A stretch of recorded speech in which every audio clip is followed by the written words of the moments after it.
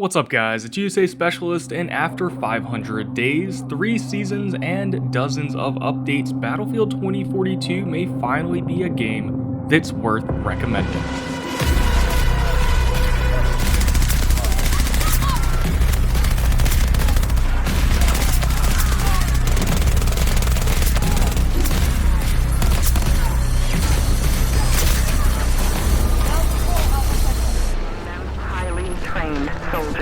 With no country left to fight for.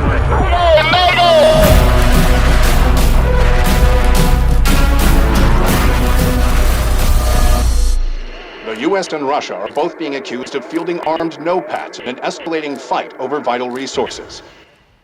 With the release of Battlefield 2042's third season, named Escalation, fans were hoping for a big jump in content, thus Escalation.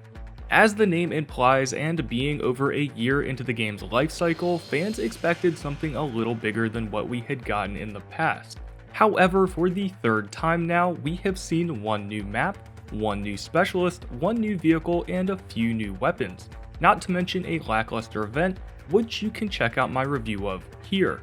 All of this content is rather good aside from the aforementioned event, but the real star of the show this season has been the changes to the core game. After months of core updates, Battlefield 2042 may finally be able to call itself Battlefield. With the return of the class system, the introduction of fan-favorite weapons into all-out war, and a selection of new content like the new map Spearhead, Season 3 has had its ups and downs, but Battlefield 2042 is now better than ever. Season 3's content on its own is a good step forward, but the team's dedication to the franchise has really shown through over the past few months. But for this review of Season 3, I'm going to take it step by step and break down each big ticket item in its own segment. So with that being said, hit subscribe and let's get into it.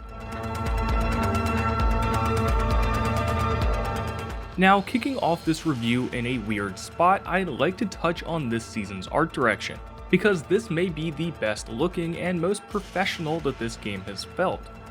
Season 3 Escalation has been promoted as a sexy near future art direction with bright promotional art and a great trailer. Hostile! Light them up!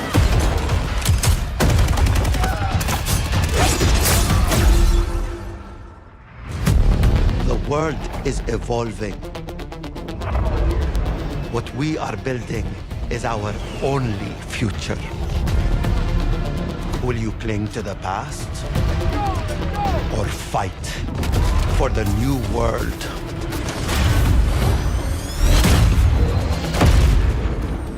And thankfully, on the visual front, this season has delivered, especially during the aforementioned live event titled the Battle of Nordvik.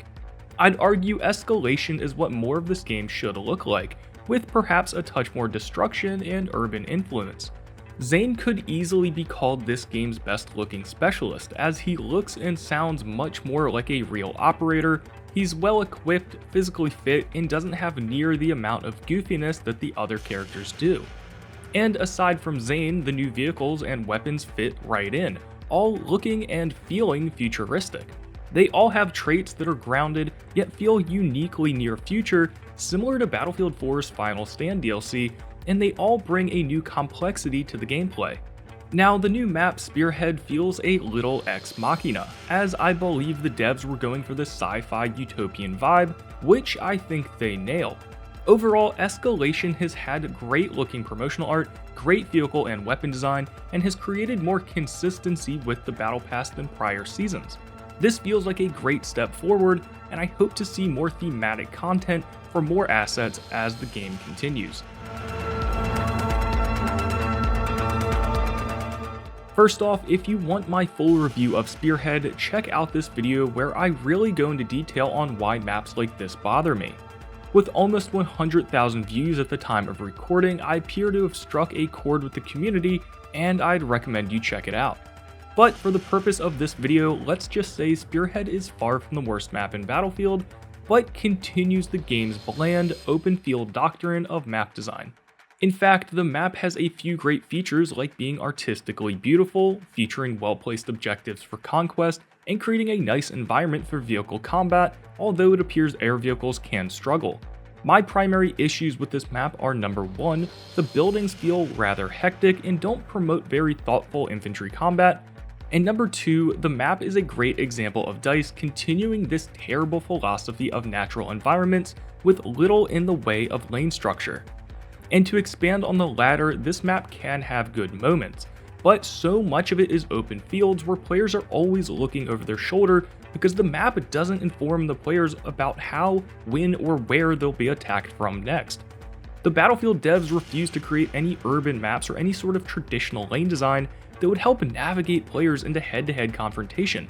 Instead, we run through open fields with little direction from the map's design. Looking at maps like Grand Bazaar, Metro, or even Fiel, those maps ushered players into confrontations and then gave them opportunities to flank if the player could earn it. However, Spearhead doesn't really do that. You can often just walk around an enemy team and hit people from anywhere you'd like, just as easily as have it happen to you. Strengthen those defenses. The hostiles will win this unless we stop them. Grenade! Exodus doesn't quit!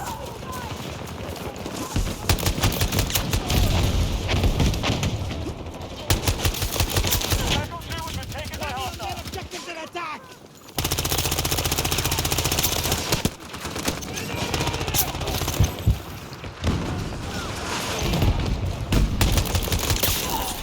The map simply does a bad job at informing the player on what could happen next and where it could come from in natural areas. And as for the buildings, being single-story warehouses with so many doorways, they often turn into a never-ending TDM when I wish they played more thoughtfully like the tower from Siege of Shanghai. Again, Spearhead isn't terrible, but it's yet another open, natural play space that the dev team is all too happy to crank out for the 9th time in this game. Season 3 Escalation has added some of the game's best and most unique items. While the new operator Xeon isn't going to set the meta on fire anytime soon, his airburst grenade launcher does grant a unique utility. He's great for killing defenders from behind cover and suppressing enemies while on a push, but doesn't have the more general advantages like Irish, Falk, or Mackay. On the other hand, the new Tor Railgun Heavy Tank may be one of the most effective items in the current sandbox. With a railgun that is near hit scan, the ability to outgun either main battle tank, and take down aircraft more easily, the Tor is a beast when mastered. It adds depth to the vehicle sandbox while providing a new, unique threat onto the battlefield. The new Mark IV railgun, P125 bullpup pistol, and throwing knives all do much of the same, where these new items add depth and utility to the sandbox. However, the new S22 Smart Shotgun is a little lacking. While I do love the look and feel of this shotgun, there is never a reason to use it over the Auto 12. The Auto 12's rate of fire, reload speed, and ammo capacity all run laps around the S22 and make the Smart Shotgun redundant, although it is incredibly fun to use. Overall, this season's additions to the sandbox have been some of the best yet, not to mention all the additional vault weapons, portal modes, and portal gadgets that have been added over the past few weeks. The Battle of Nordvik should have been Season 3's pinnacle moment. However, due to bad game modes, lacking narrative, and lazy execution, the 3-week live event really highlighted DICE's inability or lack of interest in creating an interesting live service. I've already done a full in-depth review here, but overall I just wasn't impressed. DICE has had a really hard time understanding live service, and this is their second attempt at a live service game after Battlefield 5.